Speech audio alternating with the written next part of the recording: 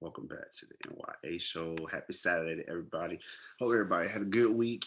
Everything was a little stress this way, just a little bit of stress. But I stayed on top of everything, did everything that I needed to do for my mental health to make sure that I was all right. And I hope that y'all did the same. I'm coming in big energy on wishing everybody to be prosperous, man, because life is so short and everything is so crazy in this world. So that's what I want to lead into this week on the show, y'all. So hope everybody's having a good weekend. Number one story that I'm going with is Nike executive resigns after report reveals teen son used her credit card to fund resale sneaker business.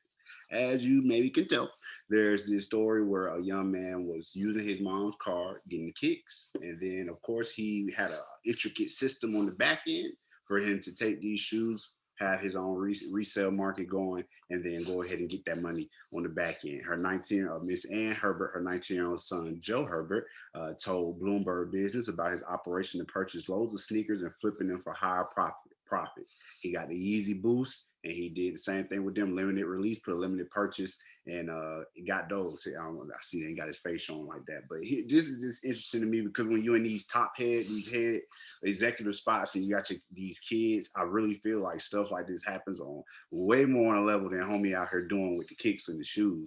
She ended up resigning and says that she was aware that these things were going on, but not in a illegal form of fashion or way, and that Nike did that they did do a report and that they found no conflict interest. That let's see, she disclosed relevant information about her son's company in 2018, and Nike found no conflicts of interest. So at the end of the day, they doing what they do when they got the power and the spaces to be in there. She was like a Nike executive, you know. So shout out to them.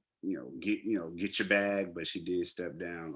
I don't know how the young man's business want to go, but that's what I saw this week. Wanted to speak on it. Daughter of Malcolm X came out against the letter. Wesley Muhammad did like a 4 hour, no, a 10 hour stream related to the story that came out about the FBI agent who passed and said that basically he was involved with the killing of the assassination of Malcolm X. The daughter of the ex-cop says that it's a fake, says that her father never wrote this letter. It was forged, says that her father would speak for himself. It wasn't in his signature.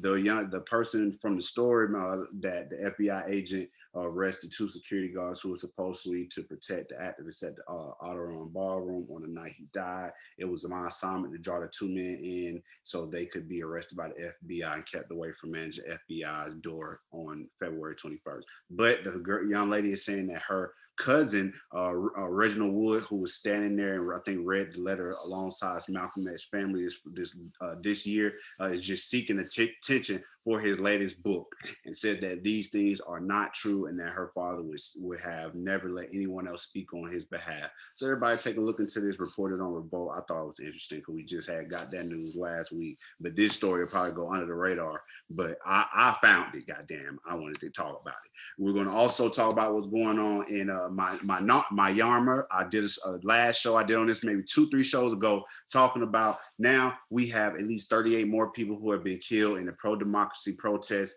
in Myanmar. The UN special envoy to the country says it is its deadliest day of violence since the military coup on February 1st. Basically, they got the elections, a democratic election. They got the results, and a military coup came in and said, "Nah," arrested the elected officials and said, "No, we about to redo this shit. We want to redo, goddamn." So here we are, more deaths. More people have died in the race for democracy. The European Union condemns the continued violence repression of peaceful protests by the Myanmar military and security forces, which has resulted in yet more deaths of innocent citizens today. Unarmed civilians and medical workers have been shot, constituting clear breaches of international law. That was from the European Union International Action Service. Are they actually doing anything to go in and actually help people?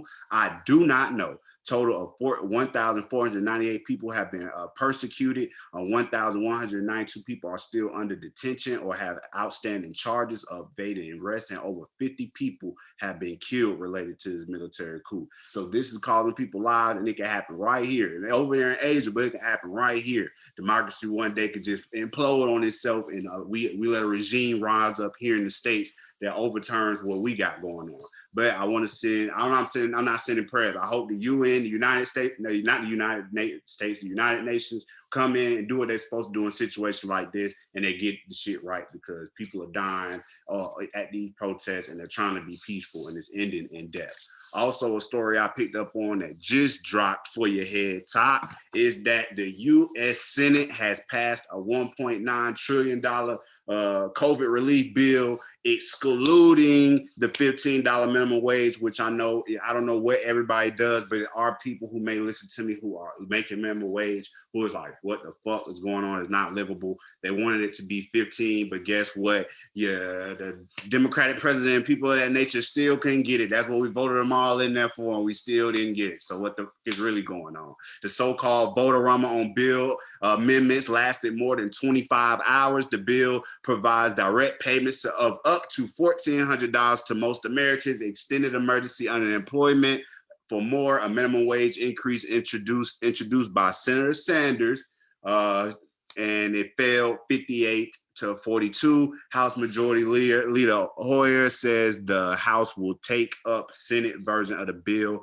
on Tuesday. A lot of people needed these things. The exhausted Senate narrows approved at 1.9 trillion relief bill as President Biden and his Democratic allies notched a victory they call crucial for hoisting the country out of the pandemic and economic downfalls. The vote was 40. Oh, sorry, y'all. The vote was 50-49. So they only probably got it off using probably Kamala is what I think is what happened, but I'm not 100% sure. But they got it approved. Some people can use this money. Let me see, $300 a week for jobless benefits, child allowances up to $3,600, $350 billion to $350 billion to state and local aid, $34 billion to ACA subsidies, $14 billion vaccine distribution, 100% COBRA subsidies. There's a lot in this bill. Maybe I'll take a show to break it down, but definitely it's some people who aren't getting a piece of this pie.